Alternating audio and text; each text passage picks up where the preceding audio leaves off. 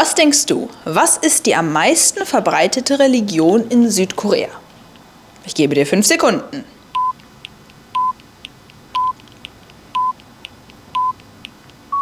Wenn du jetzt Buddhismus gesagt hast, liegst du damit falsch.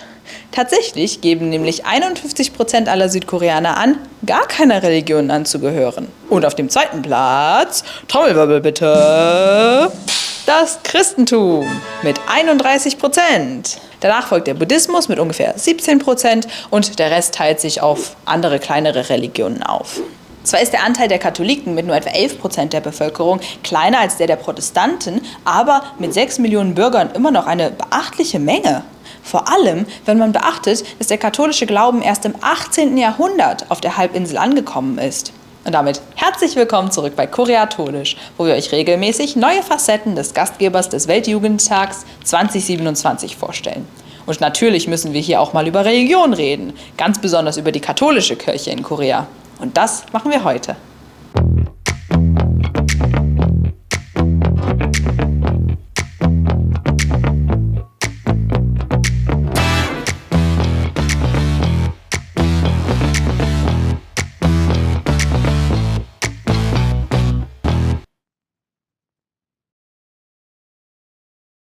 In der Vergangenheit war der traditionelle koreanische Schamanismus die am weitesten verbreitete Religion in Korea. Und auch heute werden hier und da noch Schamanen zu Rate gezogen bei ganz, ganz wichtigen Entscheidungen.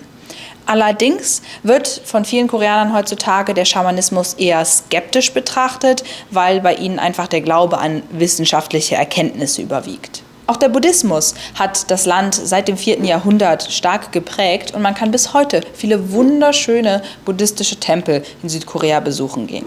Wundert euch bitte deswegen auch nicht, wenn ihr an Gebäuden oder in eurer Navigations-App solche Swastiken seht. Das sind ganz einfach buddhistische Friedens- und Glückssymbole.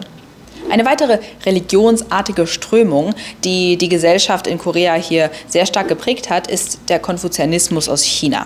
Zwar handelt es sich dabei streng genommen nicht um eine Religion, sondern eher um ein System ethischer Ideale. Allerdings spielt er bis heute im Alltag vieler Koreaner und Koreanerinnen eine sehr große Rolle, weswegen wir ihn hier einfach mal kurz erwähnen wollten. So ist zum Beispiel vielen Koreanern das Achten strenger Hierarchien wichtig. Sie praktizieren Rituale, in denen sie ihre Ahnen verehren, und es wird viel Wert auf Bildung gelegt. Als sozusagen neueste Religion kam dann die katholische Kirche und damit auch das Christentum, die evangelische Kirche etwas später, auf die Halbinsel. Das Besondere an der katholischen Kirche in Südkorea ist, dass es einem einzigen Gläubigen und seiner persönlichen Überzeugung zu verdanken ist, dass sich der Glaube auf der Halbinsel ausgebreitet hat. Erst das Jahr 1784 gilt als offizielle Geburtsstunde der katholischen Kirche in Korea. Damals hat sich nämlich der Koreaner Yi Seung-hun in China auf den Namen Peter taufen lassen, nachdem er dort selbstständig über viele Jahre hinweg die Bibel studiert hat. Danach kehrte er mit seinem Wissen zurück in sein Heimatland, verbreitete dort die Heilige Schrift und taufte viele seiner Landsleute. Und die koreanische katholische Kirche war geboren. Schon bald aber wurde der Glaube der Koreaner auf eine harte Probe gestellt. Da die Katholiken die Anbetung ihrer Vorfahren ablehnten, dies aber ein essentieller Teil der koreanischen Kultur war, war ihnen die Regierung des Königreichs von Joseon stark abgeneigt. Und das ist noch nett ausgedrückt.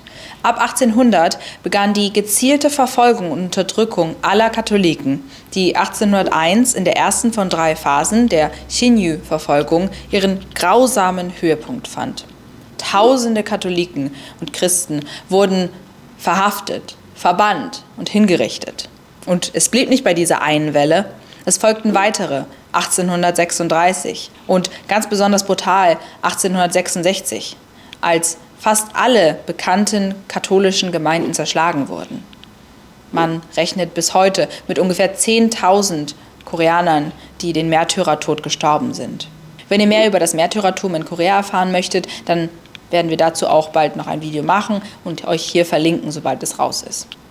Doch das Erstaunlichste ist, trotz oder vielleicht sogar wegen dieser Verfolgungen wuchs die Kirche weiter. Gegen Ende des 19. Jahrhunderts änderte sich die politische Lage. Religionsfreiheit wurde schrittweise möglich, Missionare durften offiziell wirken und Schulen und Krankenhäuser entstanden. Im 20. Jahrhundert, nach Kolonialzeit, Krieg und Teilung des Landes, wurde die katholische Kirche außerdem zunehmend zur moralischen Stimme, die sich für Demokratie und Menschenrechte einsetzte. Ein besonderer Meilenstein war 1984. Papst Johannes Paul II. Sprach in Seoul 103 koreanische Märtyrer heilig. Bis heute ein einzigartiges Ereignis. Seitdem wächst die Kirche in Korea langsamer, aber stabil. Heute steht sie vor allem für Bildung, soziale Verantwortung und einen Glauben, der tief aus der eigenen Geschichte gewachsen ist. Interessanterweise sieht man auch ganz häufig in Korea Darstellungen der Heiligen Familie oder anderer biblischer Gestalten und Heiligen im Hanbok, der koreanischen Tracht, um den koreanischen Gläubigen die Bibel etwas näher zu bringen. So, das war's für heute, aber natürlich noch lange nicht alles zum Thema Südkorea. Wenn ihr mehr über den Gastgeber des Weltjugendtags 2027 erfahren wollt, dann schaut doch auch gerne beim nächsten Mal nochmal vorbei, wenn es wieder heißt Koreatolisch, dann zum Thema Märtyrer in Korea. Oder abonniert einfach direkt den Kanal. Bis dahin, 좋은 하루 보내세요.